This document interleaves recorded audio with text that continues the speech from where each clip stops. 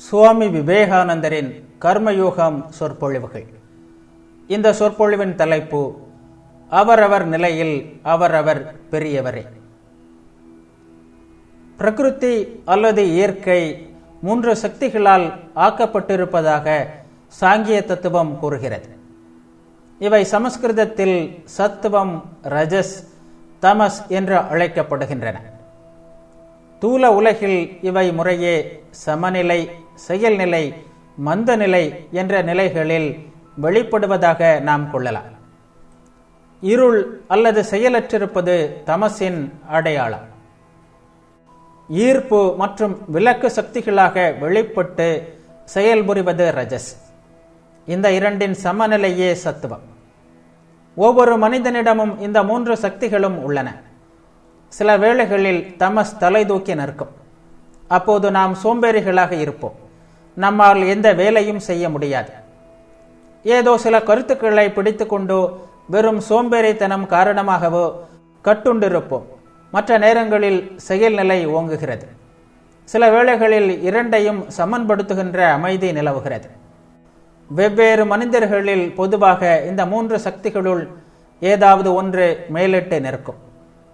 ஒருவன் செயலற்று மந்தமாக சோம்பேறியாக இருக்கிறான். இன்னொருவனிடம் செயல், ஆற்றல், சக்தி வெளிப்பாடு இவை மிகுந்திருக்கிறது. இன்னும் சிலரோ செயலின்மை என்ற இரண்டுமே சமன்படுவதால் விளைகின்ற இனிமையும் அமைதியும் மென்மையும் நிறைந்தவர்களாக காணப்படுவார்கள். மிருகங்கள், மரங்கள், மனிதர்கள் என்று படைப்பு முழுவதிலுமே இந்த வெவ்வேறு சக்திகளின் அதிகமான அல்லது குறைந்த வெளிப்பாட்டை நாம் காணலாம். கர்மயோகத்தில் இந்த 3 குணங்களையும் சிறப்பாக விளக்க வேண்டியுள்ளது. அவை என்ன, அவற்றை எப்படி உபயோகிப்பது என்பதை கற்பித்து நாம் இன்னும் சிறப்பாக செயல்புரிவதற்கு கர்மயோகம் உதவுகிறது. மனித சமுதாயம் என்பது பல படிகளுடன் கூடிய ஓர் அமைப்பாக உள்ளது. நன்னறியை பற்றி நம் எல்லோருக்கும் தெரியும். கடமை என்றால் என்ன என்பதும் நாம் அறிந்ததே. அதே வேளையில் நன்னறி என்பதன் பொருள் நாட்டிற்கு நாடு பெரிதும் மாறுபட்டிருப்பதையும் நாம் காண்கிறோம். ஒரு நாட்டில் நன்னறியாக போற்றப்படுவது இன்னொரு நாட்டில் மிகவும் இழிந்த செயலாக தூற்றப்படுகிறது. உதாரணமாக, சில நாடுகளில் சகோதரர்களின் பிள்ளைகள் தங்களுக்குள் திருமணம் செய்து கொள்வார்கள். மற்றொரு நாட்டிலோ இது முற்றிலும் முறைகேடாக கருதப்படுகிறது. சில நாடுகளில் சகோதரனின் மனைவியை திருமணம் செய்து கொள்ளலாம். இன்னொரு நாட்டில் இது தவறென்று கருதப்படும். ஒரு நாட்டில் மக்கள் ஒரு முறைதான் திருமணம் செய்து கொள்ளலாம். இன்னொரு நாட்டில் பல முறை திருமணம் செய்து கொள்ள அனுமதிக்கப்பட்டிருக்கிறது. இவ்வாறு நன்னறி என்று கூறப்படுபவை அனைத்திலுமே அளவுகோல் பெரிதும் வேறுபட்டிருக்கிறது என்றாலும், ஒழுக்கம் என்பதற்கு உலகம் தழுவியதான அளவுகோல் ஒன்று இருந்தேயாக வேண்டும் என்று நாம் எண்ணுகிறோம். கடமையின் விஷயமும் இதுதான். அது பற்றிய கருத்தும் நாட்டிற்கு நாடு வெகுவாக வேறுபடுகிறது. ஒரு நாட்டில் ஒருவன் சில காரியங்களை செய்யவில்லை என்றால் கடமை தவறியவனாக குறை கூறப்படுவான். அதே செயல்களை அவன் வேறொரு நாட்டில் செய்தாலோ அவன் தவறாக நடந்து கொண்டதாக குறை கூறப்படுகிறான். எனினும் கடமை பற்றிய உலகம் தழுவிய ஏதாவது கருத்து இருக்க வேண்டும் என்று நாம் எண்ணுகிறோம். இதுபோலவே சமுதாயத்தில் ஒரு குறிப்பிட்ட பிரிவினர் சிலவற்றை தங்கள் கடமையாக கருதுகிறார்கள். அதே நேரத்தில் மற்றொரு பிரிவினர் அது முழுக்க முழுக்க தவறு என்று கருதுகிறார்கள். அத்தகைய செயல்களை செய்ய நேருமானால் துடித்து விடுகிறார்கள். 2 வழிகள் நமக்கு தென்படுகின்றன. ஒன்று அறிவிலிகளின் வழி. உண்மையை அடைய ஒரே வழிதான் உள்ளது, மற்றவை அனைத்தும் தவறு என்று அது கூறுகிறது. மற்றொன்று சான்றோர்களின் வழி. நமது மன அமைப்பிற்கும் நாம் வாழ்கின்ற நிலைக்கும் ஏற்ப கடமையும் ஒழுக்கமும் மாறலாம் என்று அவர்கள் ஏற்றுக்கொள்கிறார்கள். நாம் முக்கியமாக அறிந்து கொள்ள வேண்டியது என்னவென்றால், கடமை என்பதிலும் ஒழுக்கம் என்பதிலும் படிகள் இருக்கின்றன. வாழ்க்கையில் ஒரு நிலையில் சில குறிப்பிட்ட சூழ்நிலைகளில் கடமையாக இருப்பது மற்றொன்றில் அவ்வாறு இருக்காது, இருக்கவும் முடியாது என்பதுதான். இதற்கு ஒரு உதாரணம் கூறுவோம். எல்லா ஆச்சாரியர்களுமே தீமையை எதிர்க்காதீர்கள், அகிம்சையே மிக உயர்ந்த ஒழுக்க லட்சியம் என்று உபதேசித்து இருக்கிறார்கள். இந்த உபதேசத்தை நம்மில் சிலர் அப்படியே கடைபிடிக்க முயல்வோமானால் சமுதாய அமைப்பே இடைந்து தூள் தூளாகிவிடும். அயோக்கியர்கள் நம் சொத்துக்களையும் வாழ்க்கையையும் பறித்து கொண்டு தங்கள் விருப்பப்படி நம்மை ஆட்டி வைப்பார்கள். இது நமக்கு தெரியும். இத்தகைய அகிம்சை சமுதாயத்தில் ஒரே ஒரு நாள் கடைபிடிக்கப்பட்டாலும் கூட பெரும் நாசமே விளைவாக இருக்கும். ஆனாலும் தீமையை எதிர்க்காதீர்கள் என்ற அந்த உபதேசத்தின் உண்மையை உள்ளுணர்வின் மூலமாக நாம் இதய ஆழங்களில் உணரவே செய்கிறோம். இது மிக உயர்ந்த லட்சியமாக நமக்கு தோன்றுகிறது. என்றாலும் இந்த கோட்பாட்டை உபதேசிப்பது என்பது மனித குலத்தின் பெரும் பகுதியை நிந்திப்பதற்கே சமமாகும். அது மட்டுமல்ல, தாங்கள் எப்போதும் தவறையே செய்திருக்கிறோம் என்ற எண்ணத்தை அது மனிதர்களிடம் உண்டாக்கிவிடும். அவர்கள் எந்த வேலையை செய்தாலும் அவர்களின் மனசாட்சியில் சந்தேகங்கள் எழுந்த வண்ணமே இருக்கும். இது அவர்களை பலவீனப்படுத்துகிறது. இவ்வாறு தொடர்ந்து தங்களை மறுப்பது மற்ற பலவீனங்கள் உண்டாக்கும் தீமையை விட அதிக தீமையை தரும். எந்த மனிதன் தன்னைத்தானே வெறுக்க தொடங்கிவிட்டானோ அவனுக்கு அழிவின் வாசல் எப்போதோ திறந்து விட்டது. இது ஒரு நாட்டிற்கும் பொருந்தும். நமது முதல் கடமை நம்மை நாம் வெறுக்காமல் இருப்பதுதான். ஏனெனில் நாம் முன்னேற வேண்டுமானால் முதலில் நமக்கு நம்மிடம் நம்பிக்கை வேண்டும், பிறகு கடவுளிடம் நம்பிக்கை வேண்டும். தன்னிடம் நம்பிக்கை இல்லாதவன் கடவுளிடமும் ஒருபோதும் நம்பிக்கை வைக்க முடியாது.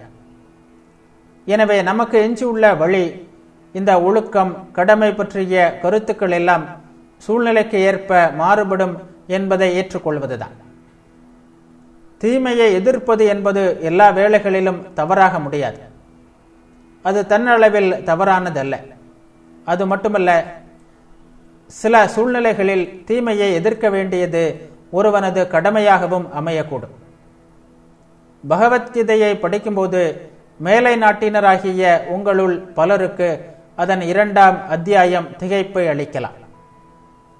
எதிரணியில் நண்பர்களையும் உறவினர்களையும் காண்கின்ற அர்ஜுனன் போரிட மறுக்கிறான், எதிர்க்க மறுத்து விடுகிறான். அஹிம்சையே அன்பின் மிக உயர்ந்த லட்சியம் என்று அதற்கு அவன் காரணம் காட்டுகிறான். அவனை ஸ்ரீகிருஷ்ணர் கபடதாரி என்றும் கோழை என்றும் அழைக்கிறார். எந்த விஷயத்திலும் 2 கோடிகளும், அதாவது 2 எல்லைகளும் ஒன்று போலவே தோன்றும் என்பது நாம் அனைவரும் நினைவில் கொள்ள வேண்டிய ஒரு பெரிய பாடமாகும். இருக்கின்ற எல்லையும் இல்லாத எல்லையும் எப்போதும் ஒன்று போலவே தோன்றும். அதிர்வுகள் மிக குறைவாக இருந்தாலும் நம்மால் ஒளியை காண முடியாது. மிக விரைவாக அதிகமாக இருந்தாலும் நம்மால் அதை காண முடியாது. அதுபோல்தான் ஒலியும். மிக மிக தாழ்வான சுரத்தில் இருந்தால் ஒலியை கேட்க முடியாது, மிக அதிகமாக இருந்தாலும் கேட்க முடியாது. எதிர்ப்பதற்கும் எதிர்க்காமல் இருப்பதற்கும் இடையில் உள்ள வித்தியாசமும் இது போன்றதே. ஒருவன் தனது பலவீனத்தால், சோம்பலால், இயலாமையால் எதிர்க்காமல் இருக்கிறான். எதிர்க்கக்கூடாது என்பதற்காக அல்ல. இன்னொருவன் தான் நினைத்தால் யாரும் தடுக்க முடியாத அளவிற்கு தன்னால் எதிர்க்க முடியும் என்பது தெரிந்தவன். இருந்தாலும் அவன் பகைவர்களை அடிக்கவில்லை, மாறாக வாழ்த்துகிறான். பலவீனம் காரணமாக எதிர்க்காமல் இருந்தவன் பாவம் செய்தவன் ஆகிறான். அதனால் அகிம்சை அல்லது எதிர்க்காமல் இருப்பதன் விளைவாக வருகின்ற எந்த பலனையும் அவன் அடைய முடியாது. மற்றவனின் விஷயத்திலோ அவன் எதிர்த்திருந்தானால் அவனும் பாவம் செய்தவனாகிறான். புத்தர் தமது சிம்மாசனத்தை துறந்தார், தமது பதவியை துறந்தார். அது உண்மையான துறவு.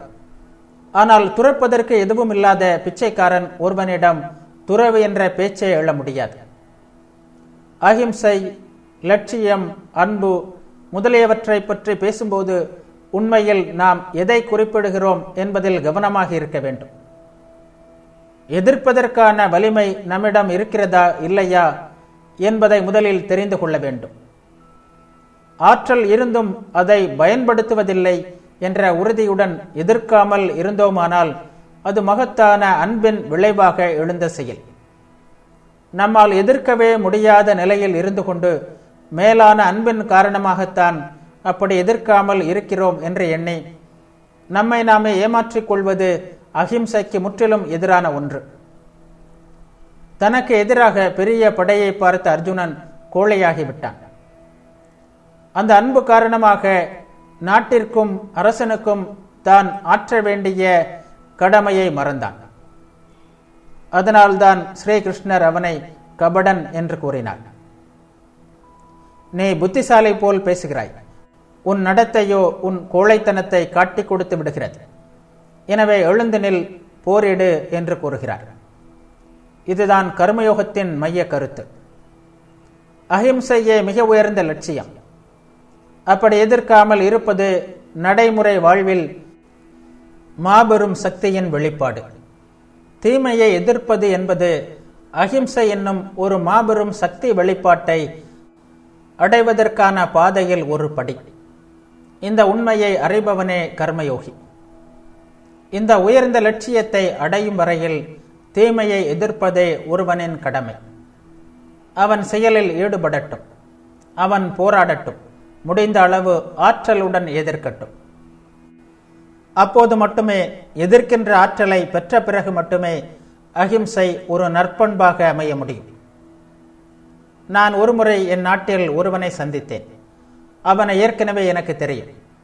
அவன் ஒரு முட்டாள், மந்த புத்திக்காரனும் கூட. அவனுக்கு எதுவுமே தெரியாது, தெரிந்து கொள்ளும் ஆர்வமும் அவனிடம் கிடையாது. ஒரு மிருகம் போல் வாழ்ந்து வந்தான். அவன் என்னிடம் வந்து கடவுளை அறிவது எப்படி, முக்தி பெறுவது எப்படி என்று கேட்டான். நான் அவனிடம் உனக்கு பொய் சொல்ல தெரியுமா என்று கேட்டேன். தெரியாது என்றான் அவன். உடனே நான், அப்படியானால் அதை தெரிந்து கொள். ஒரு மிருகம் போல் கட்டை போல் இருப்பதை விட பொய் சொல்வது எவ்வளவோ சிறந்தது. நீ உறைந்து போனது போல் இருக்கிறாய். எல்லா செயல்களுக்கும் அப்பாற்பட்ட அமைதியான சமநிலையை நீ இதுவரை அடையவில்லை. ஒரு கெட்டதை கூட செய்ய முடியாத அளவிற்கு நீ மந்த புத்தி உடையவனாக இருக்கிறாய் என்றேன். அவனுடையது சற்று அதிகப்படியான உதாரணம். கேலியாகத்தான் நான் அவனிடம் இதை சொன்னேன். நான் சொன்னதன் பொருள் என்னவென்றால், செயல் நிலையை கடந்து பூரண அமைதியை அடைய வேண்டுமானால் ஒருவன் ஆர்வத்துடன் செயலில் ஈடுபட வேண்டும். செயலற்றிருப்பதை எல்லா வகையிலும் தவிர்க்க வேண்டும். செயல்நிலை என்றாலே எதிர்த்தல் என்பதுதான் எப்போதும் பொருள். மனம் மற்றும் உடல் சம்பந்தமான எல்லா தீமைகளையும் எதிர்த்து போரிடு. எதிர்ப்பதில் வெற்றி பெற்ற பின்னரே அமைதி வரும். யாரையும் வெறுக்காதே, தீமையை எதிர்க்காதே என்றெல்லாம் சொல்வது மிகவும் எளிது. ஆனால் பொதுவாக அதை பின்பற்றினால் எப்படி இருக்கும் என்பது நமக்கு தெரிந்ததே. சமுதாயத்தின் கண்கள் நம்மீது இருக்கும்போது நாம் பெரிய அஹிம்சாவாதி போல் நடிக்கலாம். ஆனால் அந்த நேரம் முழுவதும் நமது இதயம் அரித்து கொண்டிருக்கும். அஹிம்சையின் விளைவாக வருகின்ற அமைதியை சிறிது கூட நாம் அனுபவிக்கவில்லை. இதைவிட எதிர்ப்பது நல்லதென நமக்கு தோன்றுகிறது. நீ பணம் சேர்க்க ஆசைப்படுகிறாய். அதே வேளையில் பணத்தை குறிக்கோளாக உடையவனை உலகம் முழுவதும் கொடியவன் என்று நினைக்கிறது என்பதை அறிந்தால் பணத்தை சேர்ப்பதற்கான போராட்டத்திலும் ஒருவேளை இறங்க துணிய மாட்டாய். ஆனால் உன் மனமோ பணம் பணம் என்றே இரவு பகலும் அலைந்து கொண்டிருக்கும். இது கபடத்தனம். இதனால் எந்த பலனும் இல்லை. உலகத்தில் குதித்து போராடு.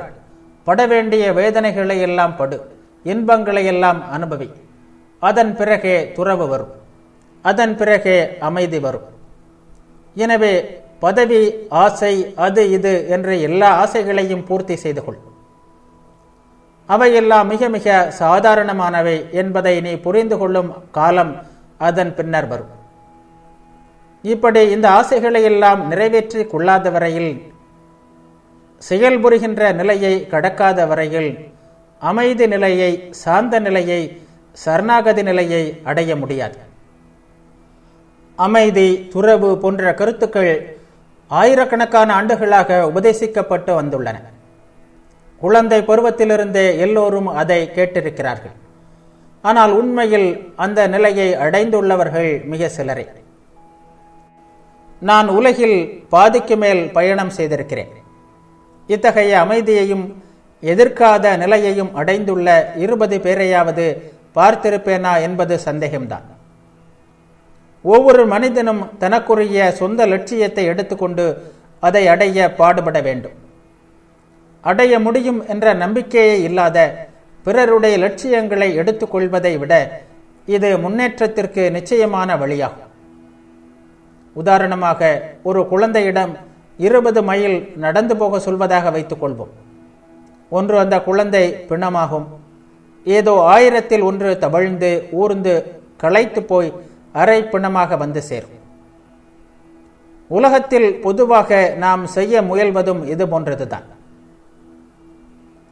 எந்த சமுதாயத்தை எடுத்துக்கொண்டாலும் அதில் உள்ள ஆண் பெண் அனைவரும் ஒரே போன்ற மனமும் திறமையும் செயல்புரியும் ஆற்றலும் பெற்றவர்களாக இருக்க மாட்டார்கள். அவர்களுக்கு வெவ்வேறு லட்சியங்கள் வேண்டும். எந்த லட்சியத்தையும் கேலி செய்ய நமக்கு உரிமை கிடையாது. தன் லட்சியத்தை அடைய ஒவ்வொருவனும் இயன்ற வரையில் முயல வேண்டும். உனது அளவுகோலால் என்னை முடிவு செய்வதும் என் அளவுகோலால் உன்னை பற்றி தீர்மானிப்பதும் சரியானதல்ல.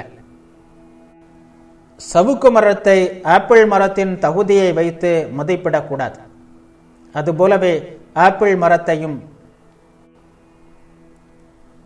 சவுக்கு மரத்தின் தகுதியை வைத்து மதிப்பிடக்கூடாது.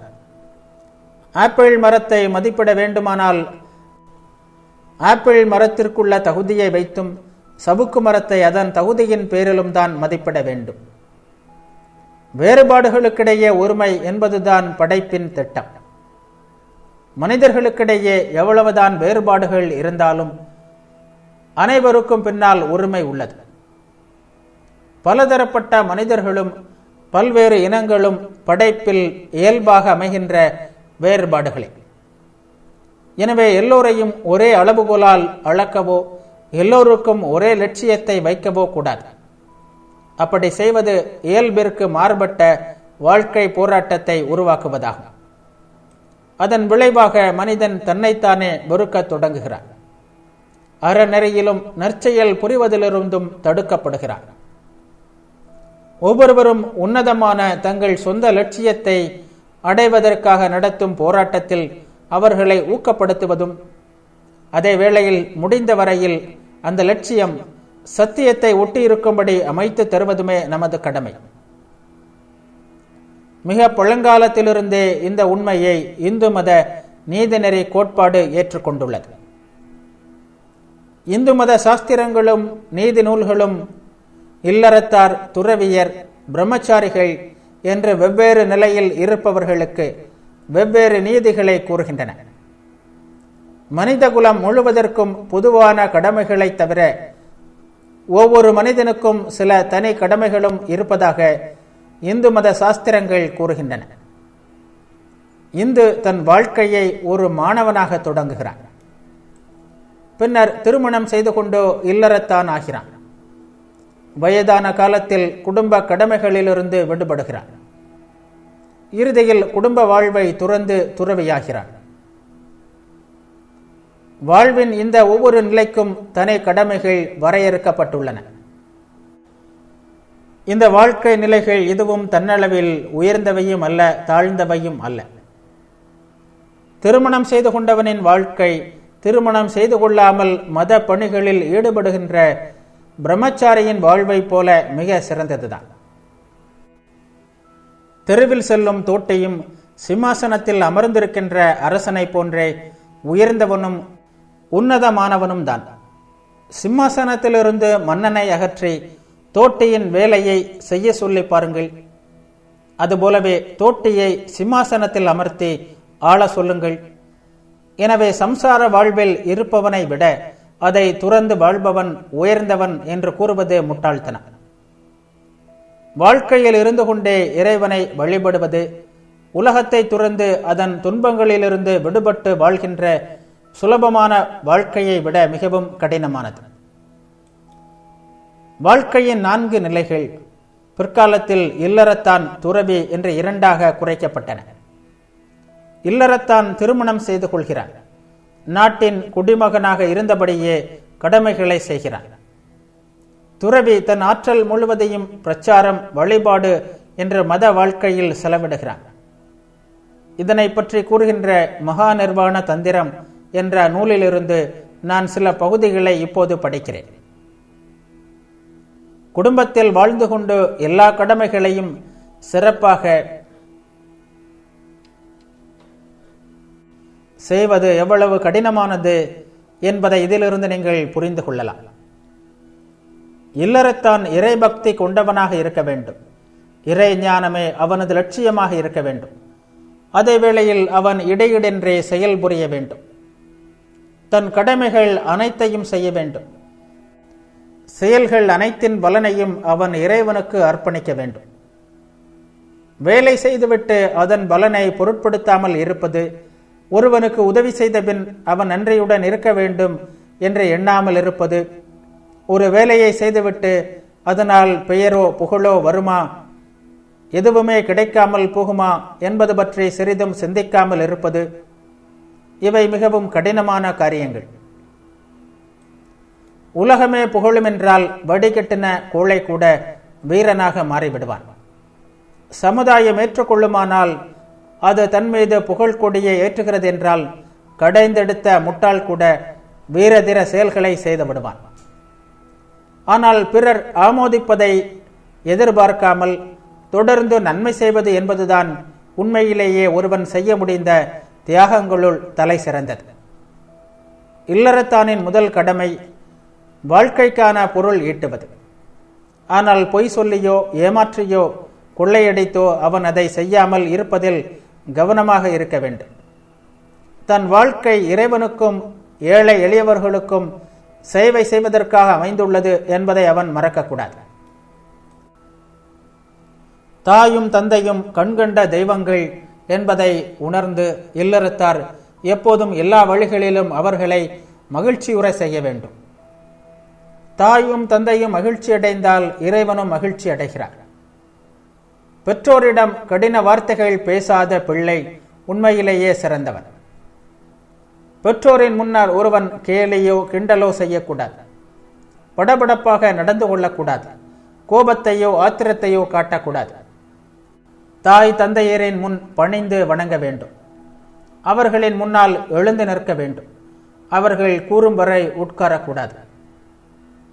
தாய் தந்தை குழந்தைகள் மனைவி மற்றும் ஏழைகளுக்கு உணவும் உடையும் வழங்காமல் இல்லறத்தான் தான் மட்டும் ஏற்றுக்கொள்வானானால் அவன் பாவம் செய்தவனாகிறான்.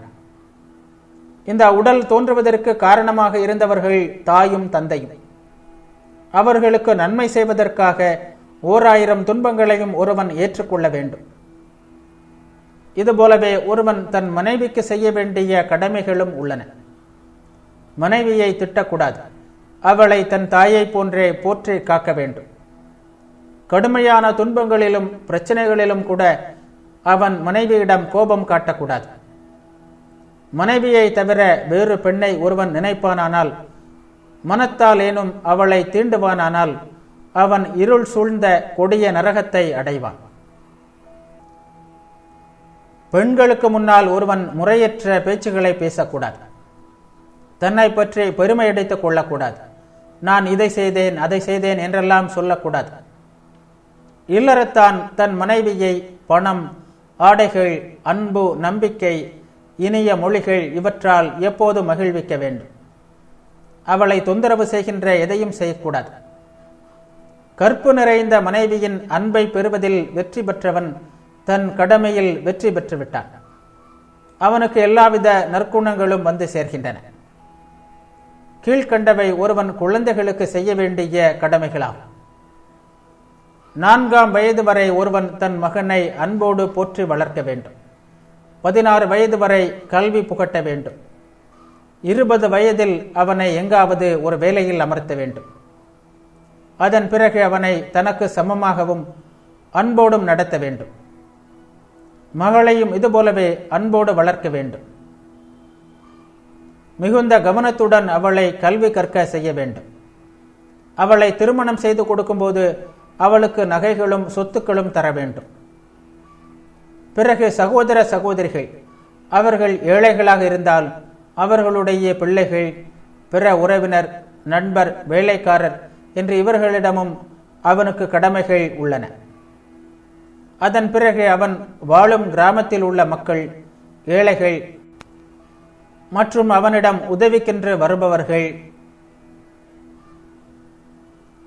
இவர்களுக்கு அவன் செய்ய வேண்டிய கடமைகள் உள்ளன. வசதி இருந்தும் ஒருவன் உறவினருக்கும் ஏழைகளுக்கும் ஒன்றும் கொடுக்காமல் போனால் அவன் மனிதன் அல்ல, மிருகம் என்றே கொள்ள வேண்டும். உணவு, உடை, உடம்பை பராமரிப்பது, முடியை அலங்கரிப்பது இவற்றில் அளவுக்கு அதிகமான பற்றை தவிர்க்க வேண்டும். இல்லறத்தான் இதயத்தில் தூயவனாகவும் உடம்பை சுத்தமாக வைத்திருப்பவனாகவும் சுறுசுறுப்பு நிறைந்தவனாகவும் வேலை செய்ய எந்த நேரத்திலும் தயாரானவனாகவும் இருக்க வேண்டும். இல்லறத்தான் பகைவர்களுக்கு அச்சம் தருபவனாக இருக்க வேண்டும். அவர்களை எதிர்க்க வேண்டும். அது இல்லறத்தானின் கடமை. ஒரு மூலையில் அமர்ந்து மூக்கை சிந்தியபடி அகிம்சை என்ற முட்டாள்தனமாக பேசிக் கொண்டிருக்க கூடாது. பகைவர்களிடம் தன் வீரத்தை காட்டவில்லை என்றால் அவன் கடமை தவறியவனாகிறான். நண்பர்களிடமும் உறவினர்களிடமும் அவன் ஆட்டுக்குட்டி போல் அடங்கி நடக்க வேண்டும். இல்லறத்தான் தீயவர்களுக்கு மரியாதை தரக்கூடாது. அது அவனது கடமை. ஏனென்றால் தீயவர்களுக்கு மரியாதை செய்தால் அவன் தீமையை வளர்க்கிறான். அதுபோலவே போற்றுதலுக்கு உரியவர்களையும் நல்லவர்களையும் மதிக்காதிருப்பதும் பெரிய குற்றமாகும். நண்பர்களை தேர்ந்தெடுப்பதில் அவன் அவசரப்படக்கூடாது. நண்பர்களை தேர்ந்தெடுப்பதற்காக முறை தவறி எல்லா இடங்களிலும் செல்லக்கூடாது. நண்பர்களாக்கிக் கொள்ள விரும்புபவர்களின் செயல்களையும் அவர்கள் பிறருடன் பழகும் விதத்தையும் கவனிக்க வேண்டும். அதை ஆராய வேண்டும். அதன் பிறகே நண்பர்களாக்கிக் கொள்ள வேண்டும். 3 விஷயங்களை அவன் பேசக்கூடாது. தன் புகழை பொது இடத்தில் பேசக்கூடாது. தன் பெயரையோ திறமையையோ தானே பரப்பக்கூடாது. செல்வத்தை பற்றியோ தன்னிடம் தனிமையில் பிறர் சொன்னதையோ சொல்லக்கூடாது. தான் ஏழை என்றோ பணக்காரன் என்றோ எதுவும் அவன் பேசுவது நல்லதல்ல. அவன் தன் செல்வத்தை பற்றி பெருமையடித்துக் கொள்ளக்கூடாது. இந்த விஷயங்களை தன்னோடு வைத்துக் கொள்ள வேண்டும். இது உலக வழக்கு மட்டுமல்ல, அவனது கடமையும் ஆகும். இவற்றையெல்லாம் அவன் கடைபிடிக்கவில்லை என்றால் அவன் நன்னறையில் செல்லாதவன் என்று கருத வேண்டும். இல்லறத்தான் சமுதாயம் முழுவதன் ஆதாரமாகவும் தாங்கும் தூணாகவும் இருக்கிறான். சமுதாயத்தில் முக்கியமாக சம்பாதிப்பவன் அவனே. ஏழைகள், பலவீனர்கள், குழந்தைகள், வேலை செய்யாத பெண்கள் ஆகிய எல்லோரும் அவனை சார்ந்தே வாழ்கிறார்கள். எனவே அவன் செய்தேயாக வேண்டிய கடமைகள் உள்ளன. இந்த கடமைகள் அவற்றை திறம்படை செய்கின்ற வலிமையை அவனுக்கு தருபவையாக அமைய வேண்டும். தனது லட்சியத்திற்கு பொருந்தாத கீழான செயல்களை செய்கிறோம் என்ற உணர்வை அவனுக்கு தருபவையாக அமையக்கூடாது. பலவீனம் காரணமாக அவன் எதையாவது செய்துவிட்டாலோ ஏதேனும் குற்றம் செய்துவிட்டாலோ அதை எல்லோரிடமும் சொல்லக்கூடாது. அவன் ஈடுபட்டிருக்கின்ற ஒரு முயற்சி தோல்வியையே தழுவும் என்று கண்டால் அதையும் பிறரிடம் அவன் சொல்லக்கூடாது. இப்படி தன்னை வெளிப்படுத்திக் கொள்வது தேவையில்லாதது மட்டுமல்ல, அது அவனது உறுதியை பாதித்து அவனது சொந்த கடமைகளையும் ஆற்ற முடியாமல் செய்துவிடும். அதே வேளையில் இவற்றை அடைய அவன் கடினமாக பாடுபட வேண்டும். முதலில் அறிவு, இரண்டாவது செல்வம். இது அவனது கடமை. கடமையை செய்யாதவன் மனிதனே அல்ல. செல்வம் சேர்ப்பதற்காக பாடுபட்டு உழைக்காத இல்லறத்தான் நன்னறியை பின்பற்றாதவன். அவன் உத்வேகம் இல்லாதவனாகவும் சோம்பல் வாழ்க்கையில் திருப்தி அடைபவனாகவும் இருப்பவன். நன்னறையில் செல்லாதவன். ஏனெனில் அவனை நம்பி நூற்றுக்கணக்கானோர் உள்ளார்கள். அவன் செல்வந்தன் ஆனால் நூற்றுக்கணக்கானோர் உதவி பெறுவார்கள். செல்வம் சேர்க்க வேண்டும் என்ற துடிப்போடு ஒரு 100 பேராவது இந்த நகரத்தில் இல்லை என்றால் இந்த நாகரிகமும் இந்த அன்னசத்திரங்களும் மாளிகைகளும் இங்கே இருந்திருக்குமா? எனவே பணம் சேர்ப்பது தவறல்ல. ஏனென்றால் அந்த பணம் பகிர்ந்தளிக்கவே பயன்படுகிறது. வாழ்க்கை மற்றும் சமுதாயத்தின் மையமாக இல்லறத்தான் இருக்கிறார். எனவே நல்வழியில் செல்வம் சேர்ப்பதும் செலவிடுவதும் அவனுக்கு ஒரு வழிபாடாகிறது. நல்ல காரியங்களுக்காக, நல்ல வழிகளில் பணம் சம்பாதிப்பதற்காக உழைக்கின்ற இல்லறத்தான் செய்வதும், குகையில் அமர்ந்து முக்திக்காக பிரார்த்தனை செய்கின்ற தபஸ்விகள் செய்வதும் விஷயத்தில் ஒன்றுதான்.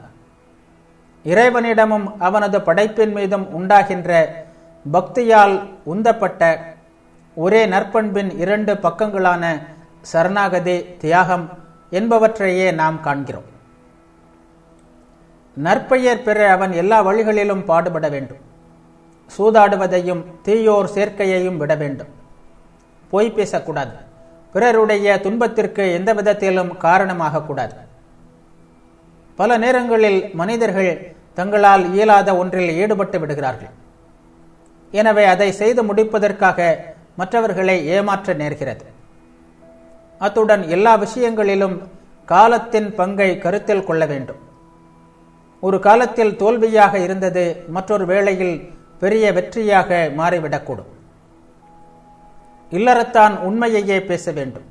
அதையும் மென்மையாகவும் பிறர் விரும்புகின்ற வகையிலும் அவர்களுக்கு நன்மை செய்கின்ற விதத்திலும் பேச வேண்டும்.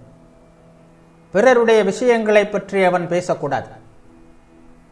குளங்கள் வெட்டுதல், சாலை ஓரங்களில் மரங்கள் நடுதல், மக்களுக்கும் விலங்குகளுக்கும் சத்திரங்கள் கட்டுதல், சாலைகளும் பாலங்களும் அமைத்தல் போன்ற பணிகளை செய்யும் இல்லறத்தான் பரம யோகிகள் செல்லும் குறிக்கோளை நோக்கி பயணம் செய்கிறான். இல்லறத்தானின் இந்த கடமைகள் கர்மயோக கோட்பாட்டின் ஒரு பகுதியாகும். அந்த நூலின் பிற்பகுதியில் சொந்த நாட்டிற்கோ மதத்திற்காகவோ போரிட்டு மரணம் அடைபவன் தியாகத்தின் மூலம் ஒரு யோகி செல்கின்ற அதே இடத்திற்கு செல்கிறான் என்று கூறப்பட்டுள்ளது. ஒருவனுக்கு கடமையாக அமைவது மற்றொருவனுக்கும் அவ்வாறே அமைய வேண்டும் என்பதில்லை என்பது இதன் மூலம் சுட்டிக்காட்டப்படுகிறது. அதே வேளையில் ஒரு கடமை மனிதனை தாழ செய்கிறது என்றோ மற்றொன்று உயர்வை தரும் என்றோ அந்த நூல் கூறவில்லை. ஒவ்வொரு கடமைக்கும் தனக்கென்று ஒரு இடம் உள்ளது. எந்த சூழ்நிலையில் நாம் வைக்கப்பட்டிருக்கிறோமோ அந்த சூழ்நிலைக்கு ஏற்ப அமைந்துள்ள கடமைகளை நாம் செய்ய வேண்டும். இவற்றிலிருந்து ஒரு கருத்து தெளிவாகிறது. அது எல்லா பலவீனங்களையும் ஒதுக்கி தள்ள வேண்டும் என்பதாகும். எங்களுடைய தத்துவம், மதம், செயல் என்று எல்லாவற்றின் உபதேசங்களிலும் நான் விரும்புகின்ற ஒரு சிறந்த கருத்து இது. நீங்கள் வேதங்களை படித்தீர்களானால் பயமின்மை என்னும் வார்த்தை திரும்ப திரும்ப கூறப்படுவதை காணலாம். எதற்கும் பயப்படாதீர்கள். பயம் பலவீனத்தின் அடையாளம். உலகத்தின் கேலியையோ அவமதிப்பையோ பொருட்படுத்தாமல் ஒருவன் தன் கடமைகளை செய்து கொண்டே போக வேண்டும். இறைவனை வழிபடுவதற்காக உலகத்தை துறந்து செல்கின்ற ஒருவன் உலகத்தில் வாழ்ந்து உலகின் நன்மைக்காக செயல் புரிந்து கொண்டிருப்போர் எல்லாம் இறைவனை வழிபடாதவர்கள் என்று நினைக்கக்கூடாது. அதுபோலவே குடும்பத்தில் மனைவி மக்களோடு வாழும் இல்லறத்தான் உலகை துறந்து வாழும் துறவியரை பயனற்ற நாடோடிகள் என்று கருதக்கூடாது. அவரவர் இடத்தில் ஒவ்வொருவரும் பெரியவரே. இந்த கருத்தை ஒரு கதை மூலம் விளக்குகிறேன். ஒரு அரசன் தன் நாட்டிற்கு வருகின்ற துறவிகளை எல்லாம் உயர்ந்தவர் யார், உலகத்தை துறந்து துறவியானவனா, உலகில் வாழ்ந்து தன் கடமைகளை செய்து வாழும் இல்லறத்தானா என்று கேட்பது வழக்கம். அறிவாளிகள் பலர் அந்த பிரச்சனைக்கு தீர்வு காண முன் வந்தார்கள். சிலர் துறவிகளே சிறந்தவர்கள் என்றார்கள். அரசன் அவர்களின் கூற்றை நிரூபிக்க சொன்னான். அவர்களால் முடியாமல் போகவே அவர்களை திருமணம் செய்து கொண்டு இல்லறத்தில் ஈடுபடுமாறு கட்டளையிட்டான். வேறு சிலர் வந்து தன் கடமைகளை செய்து வாழும் இல்லறத்தானே சிறந்தவன் என்று கூறினர். அதையும் அரசன் நிரூபிக்க சொன்னான். அவர்கள் நிரூபிக்காத போது அவர்களையும் இல்லறத்தார்களாக வாழும்படி கட்டளையிட்டான். கடைசியாக ஒரு நாள் இளம் துறவி ஒருவர் அரசனிடம் வந்தார். அவரிடமும் அரசன் தன் கேள்வியை கேட்டான். அதற்கு அந்த துறவி, மன்னா, அவரவர் நிலையில் இருக்கும்போது இரு சாராரும் சம அளவில் உயர்ந்தவர்களே என்று கூறினார். அரசன், அதை நிரூபியுங்கள் என்றான். அதற்கு அந்த இளம் துறவி, நான் அதை நிரூபிக்கிறேன். ஆனால் நீங்கள் என்னுடன் வந்து நான் வாழ்வது போல் சில நாட்கள் வாழ வேண்டும். அப்போது நான் கூறியதை நிரூபிக்க வசதியாக இருக்கும் என்றார். அரசன் அதனை ஏற்றுக்கொண்டு துறவியுடன் புறப்பட்டார். இருவரும் அந்த நாட்டையும் மேலும் பல நாடுகளையும் கடந்து ஒரு பெரிய நாட்டை அடைந்தார்கள். அப்போது அந்த நாட்டின் தலைநகரில் ஒரு பெரிய விழா நடந்து கொண்டிருந்தது. எங்கு பார்த்தாலும் வாத்திய இசையும் பாட்டும் ஆரவாரமும் கேட்டது. தண்டோரா போடுபவனின் குரலும் இடையில் ஒலித்தது. கண்ணை பறிக்கும் ஆடைகளோடு மக்கள் கூடியிருந்தார்கள். அவர்கள் முன்னால் அவன் உரத்த குரலில் அறிவித்துக் கொண்டிருந்தான். அது என்ன என்பதை தெரிந்து கொள்வதற்காக மன்னனும் துறவியும் அங்கே சென்றனர். அந்த நாட்டு மன்னனின் மகளுடைய சுயம்பரம் நடைபெறப் போகிறது என்பதையே அவன் அங்கே அறிவித்துக் கொண்டிருந்தான்.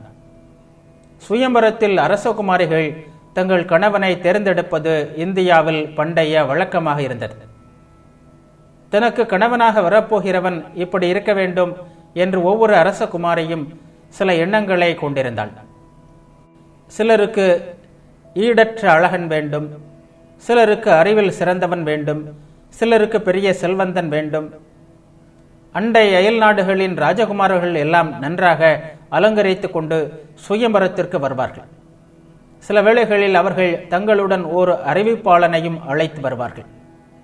அவன் அந்த ராஜகுமாரனின் அருமை பெருமைகளை எல்லாம் எடுத்து கூறி அந்த இளவரசி அவனை மணந்து கொண்டால் என்னென்ன நன்மை உண்டாகும் என்பதை அறிவிப்பாள். ராஜகுமாரி அலங்கரிக்கப்பட்ட ஒரு பல்லக்கில் அமர்ந்தபடி ஒவ்வொரு ராஜகுமாரனிடமும் வந்து அவனை பற்றிய விவரங்களை எல்லாம் கேட்பாள். திருப்தி அடையாவிட்டால் முன்னே செல்லுங்கள் என்று பல்லக்கு சுமப்பவர்களிடம் கூறுவாள். நிராகரிக்கப்பட்ட ராஜகுமாரர்களை பின்னர் பார்ப்பதே இல்லை. தனக்கு பிடித்தவனை கண்டுகொண்டால் உடனே அவன் கழுத்தில் ஒரு மலர் மாலையை அணிவிப்பாள். அவன் அவளை மணப்பான். நமது துறவியும் மன்னனும் சென்ற அந்த நாட்டின் இளவரசிக்கும் இந்த சுயம்பர விழாதான் நடந்து கொண்டிருந்தது. அவள் உலகிலேயே பேரழகு வாய்ந்தவளாக இருந்தாள்.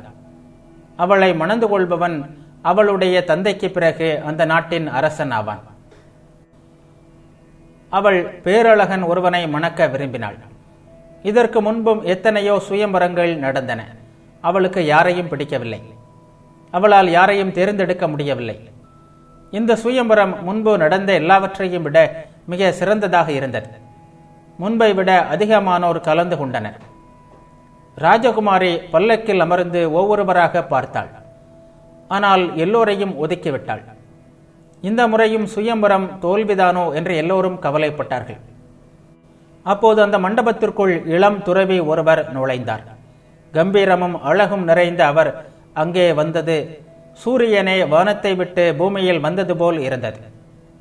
அந்த மண்டபத்தின் ஒரு மூலையில் நின்று கொண்டு அங்கே என்ன நடக்கிறது என்று அவர் கவனித்துக் கொண்டிருந்தார். அங்கே வந்த இளவரசி அவரது அழகில் தன்னை பறிகொடுத்து கையிலிருந்த மாலையை அவரது கழுத்தில் சூட்டினாள். இதனை சற்றும் எதிர்பார்க்காத அந்த துறவி அதிர்ச்சியுற்றவராக, என்ன முட்டாள்தனம் இது, நான் ஒரு துறவி, எனக்கென்ன திருமணம் என்று கூறி மாலையை கழற்றி கீழே எறிந்தார்.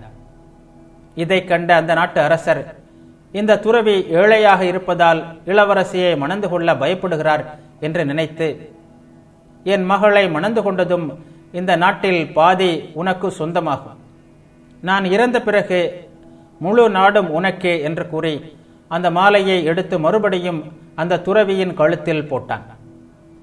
துறவியோ மீண்டும் மாலையை கழற்றி வீசி எறிந்துவிட்டு, மடத்தனம், திருமணம் செய்து கொள்ள நான் விரும்பவில்லை என்று கூறிவிட்டு சட்டென்று அந்த மண்டபத்திலிருந்து வெளியேறினார். இதற்குள் இளவரசி அந்த துறவியிடம் அளவற்ற காதல் கொண்டு விட்டாள். ஒன்று நான் அவரை மணந்து கொள்ள வேண்டும் அல்லது உயிரை விட வேண்டும் என்று கூறியபடியே அவரை திரும்ப அழைத்து வருவதற்காக அவர் பின்னாலேயே சென்றாள். இதையெல்லாம் பார்த்து கொண்டிருந்த நம் துறவி தான் அழைத்து வந்த அரசனை பார்த்து, மன்னா, நாம் அந்த இருவரையும் தொடர்ந்து செல்வோம் என்று கூறினார். பின்னர் இருவரும் இளவரசி தங்களை பார்த்து விடாதபடி அவர்களை தொடர்ந்து சென்றனர். இளவரசியை மணக்க மறுத்த இளம் துறவி நகரத்தை விட்டு பல மைல் தொலைவு நடந்து போய்விட்டார். ஒரு காட்டின் அருகே வந்ததும் அதற்குள் நுழைந்தார். தொடர்ந்து வந்த இளவரசியும் காட்டிற்குள் நுழைந்தாள். நமது துறவியும் அரசனும் பின்தொடர்ந்தனர். அந்த இளம் துறவிக்கு காடும் குறுகிய பாதைகளும் அத்துப்படியாக இருந்தது. சட்டென்று அவற்றுள் ஏதோ ஒரு வழியில் நுழைந்து மறைந்து விட்டார். இளவரசியால் அவரை கண்டுபிடிக்க முடியவில்லை. காடு முழுவதும் அலைந்து திரிந்தும் அவரை கண்டுபிடிக்க முடியாமல், வெளியேறவும் வழி தெரியாமல் ஒரு மரத்தின் அடியில் அமர்ந்து அழ ஆரம்பித்தாள். அப்போது நமது துறவியும் அரசனும் அவனிடம் சென்று, அழாதே, நீ வெளியே செல்ல நாங்கள் வழி காட்டுகிறோம். இப்போது மிகவும் இருட்டாகிவிட்டதால் வழி காண்பது சிரமம். இதோ பெரிய மரம் ஒன்று உள்ளது. இதன் அடியில் இன்று இரவு தங்கலாம். காலையில் உனக்கு வழிகாட்டுகிறோம் என்றனர். அந்த மரத்தில் ஒரு குருவியும் அதன் மனைவியும் 3 குஞ்சுகளும் ஒரு கூட்டில் வாழ்ந்து வந்தன. அந்த சின்னஞ்சிறு குருவி மரத்திற்கு கீழே வந்து தங்கியுள்ள மூவரையும் பார்த்து தன் மனைவியிடம், என் அன்பே, இப்போது என்ன செய்வது? நம் வீட்டில் சில விருந்தினர் வந்துள்ளார்கள். இது குளிர்காலம் வேறு, நெருப்பு கூட இல்லையே என்று கவலையுடன் கூறியது. பின்னர் எங்கோ பறந்து சென்று எரிந்து கொண்டிருக்கும் ஒரு சுள்ளியை கொண்டு வந்து அந்த 3 பேருக்கு முன்னால் போட்டது.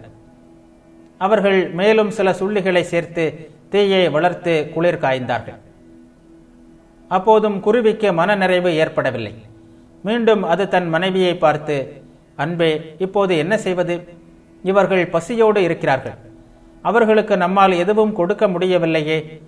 நாமோ இல்லறத்தினர். வீடு தேடி வருபவர்களின் பசியை தீர்ப்பது நமது கடமை. அதற்காக என்னால் முடிந்ததை நான் செய்தாக வேண்டும். என் உடம்பை அவர்களுக்கு உணவாக தருகிறேன் என்று கூறியபடி அவர்கள் வளர்த்திருந்த நெருப்பில் பாய்ந்து மாண்டது. மரத்தடியில் இருந்த மூவரும் அந்த குருவி நெருப்பில் வீழ்வதை பார்த்தார்கள். தடுக்கவும் முயன்றார்கள். ஆனால் குருவி மிக வேகமாக நெருப்பில் வீழ்ந்துவிட்டது. அந்த குருவியின் மனைவி தன் கணவனின் செயலை பார்த்தது. பின்னர், இங்கோ 3 பேர் இருக்கிறார்கள். ஒரு சிறிய பறவையின் உடல் எப்படி அவர்களது பசியை தீர்க்கும்? அது போதாது. கணவரின் முயற்சி வீணாகாமல் காப்பது மனைவியாகிய என் கடமை. அவர்களுக்கு என் உடலும் கிடைக்கட்டும் என்று கூறி தானும் தீயில் வீழ்ந்தது. நடந்தவை அனைத்தையும் 3 குஞ்சுகளும் கண்டன. தங்கள் விருந்தினர்களுக்கு போதுமான உணவு இல்லாததைக் கண்ட அவை, நம் பெற்றோர் தங்களால் முடிந்ததை செய்தார்கள். அப்படியும் உணவு போதவில்லை. பெற்றோரின் பணியை தொடர்வது நம் கடமை. நமது உடலும் போகட்டும் என்று பேசியபடியே 3 அந்த நெருப்புக்குள் வேகமாக வீழ்ந்து இறந்தன. நடந்ததைக் கண்டு திகைத்த அந்த மூவருக்கும் அந்த குருவிகளின் உடலை தீண்டவும் மனம் வரவில்லை. உணவு எதுவும் இன்றியே அவர்கள் இரவை கழித்தனர். பொழுது விடிந்ததும் துறவியும் அரசனும் இளவரசி வெளியேற வழிகாட்டினர். அவள் தன் தந்தையிடம் திரும்பினாள். பின்னர் நமது துறவி அரசனிடம், மன்னா, தான் இருக்கும் இடத்தில் ஒவ்வொருவரும் உயர்ந்தவர்கள் என்பதை கண்டுகொண்டாய் அல்லவா? நீ இல்லறத்தானாக வாழ விரும்பினால் இந்த பறவைகளைப் போல் எந்த வினாடியும் பிறருக்காக உன்னை தியாகம் செய்வதற்கு தயாராக வாழ வேண்டும். உலகை துறந்து வாழ விரும்பினால் மிக அழகான பெண்ணையும் பேரரசையும் துரும்பென உதறி சென்ற அந்த இளம் துறவியைப் போல் இரு. இல்லறத்தானாக விரும்பினால் உன் வாழ்வை மற்றவர்களின் நன்மைக்காக ஒரு பலியாக அர்ப்பணித்துவிடு. துறவு வாழ்வை தேர்ந்தெடுத்தால் அழகையோ பணத்தையோ பதவியையோ ஏறெடுத்தும் பார்க்காதே. அவரவர் நிலையில் அவரவர் பெரியவரே. ஆனால் ஒருவரின் கடமை மற்றவரின் கடமை ஆகாது என்றார்.